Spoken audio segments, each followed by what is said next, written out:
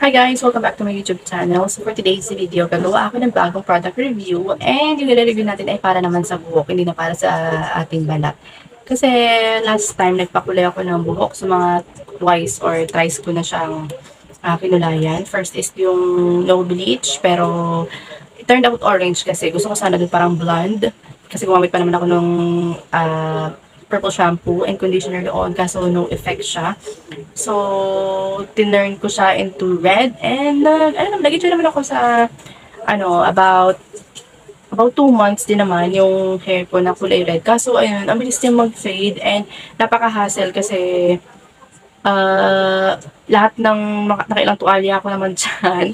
Tapos akala ko matatanggal na siya sa laba. Hindi siya natanggal kahit nilagyan ko ng bleach.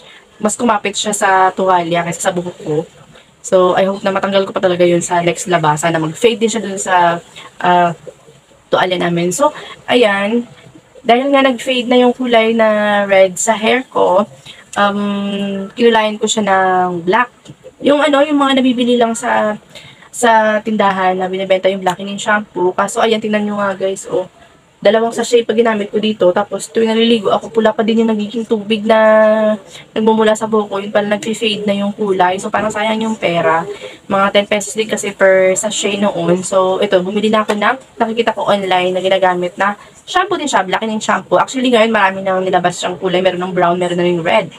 So, yung kinuha ko talaga is black kasi hindi naman at the age ko, bata pa naman ako. Kaso, meron akong dalawang anak and mas marami din ako minsan ginagawa at hindi ko na medyo na kakayanan or nagagawa itong buhok ko. So, mas okay na or mas gusto ko na lang na black na lang siya. Kasi, mabilis din tumubo yung buhok ko kaya ayan, may tubo ng itim dyan sa pinaka-roots niya. Mahaba-haba na rin. And, ayan, parang ang pangit na kasi pero papatsi-patsi yung may kulay pa. Ayan, meron pa talaga, kita-kita pa talaga yung red. So, ito na siya, binili ko na siya. And, binili ko to sa Shopee kasi meron si Shopee, sa live, meron siyang minus 60 pesos per bili mo ng ganito. So, bumili ako ng ganito, less 60 pesos. So, 50 pesos na lang ang kuha ko dito.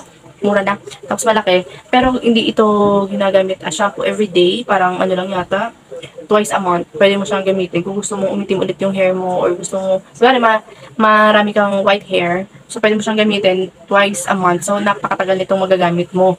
So, ayan. Ang nakalagay pala dito is sa how to use. Put on disposable gloves kasi wala akong gloves. Tapos, mix equal amounts of Agent 1 and Agent 2 evenly. Apply evenly mixed hair dye to your hair and leave it into your hair for 20 to 35 minutes. Can be properly heated. Rinse thoroughly with water. Pwede ka pa nagkukulay ng buhok yung mini-mix. So, hindi ko alam paano i-mix kasi isa lang naman to. So, ano i-mix to? Tapos, ayun, nung dumating to sa akin kahapon, binuksan ko na siya. Tapos, meron siyang, ito, pang protect para hindi talaga leak. Tapos, ayan. May takip pa yung na. Kunin natin. Kasi gagamitin ko siya. Nakatulog kasi yung mga anak ko. Pero may time ako maligo today. Oh, ayun. Ayun, nakita ko na. Siguro, hindi makita dyan. Basta ayun na, meron siyang partition. Siguro ito yung Agent 1 and saka si Agent 2. So, dapat pag push natin, dapat pala, ano to? Ano ba to? Hindi na ba to yun? Wala na. Okay na yun. Hindi na siya pag-push, dalawa na yung lalabas. So, imimix na lang natin siya. Tapos, dahil wala nga akong protective gloves, maglalagay na lang ako ng plastic kasi sabi naman dito, this is organic and hindi naman siya mahirap tanggalin pagka may dumikit sa balat. Hindi siya mahirap tanggalin. Ang lang is that, syempre, magkakaroon talaga ng discoloration ng sako ko at ayoko ng ganun. Kaya, itatry natin. Ibababad ko lang siguro siya for like 10 minutes kasi baka pag sumobra sobrang itim ng hair ko. Gusto kasi parang natural black lang. And then, babalikan ko kayo kung ano magiging result nito. Tapos, i-update ko din kayo for like mga 1 week kung mga ilang araw ba siya ako nag-fade pa agad to. Kasi sabi nga, di ba, hindi siya nag-fade, makapit talaga siya sa buhok. And, kasi yung, di ba, kung sa blackening shampoo, 20 pesos. Sa akin, mahaba kasi yung hair ko, tapos kinulang pa. So, 20 pesos, araw-araw talaga nag-fade siya. Yun, parang masasayang lang din. So, ayan. And feeling ko mas na-damage pa yung buhok ko doon sa blackening shampoo na ginamit ko, yung ginagamit din sa kilay, kaysa sa pangkulay mismo na ginamit ko nung nagkulay ako ng brown and red. So, ayan, na-try natin to kung ito ba yung hindi damage yung hair ko. Anyway, nakalagay pala dito na bawal to gamitin sa mga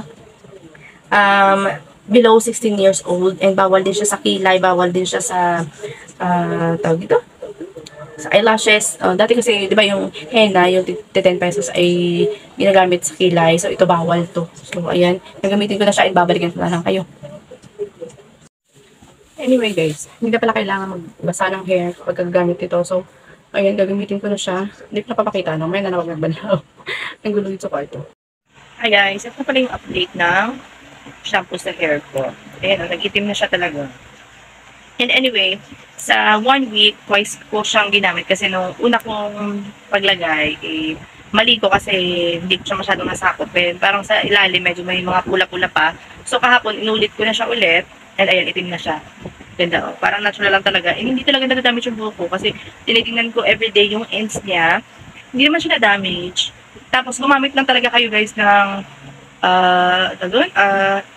conditioner or hair mask.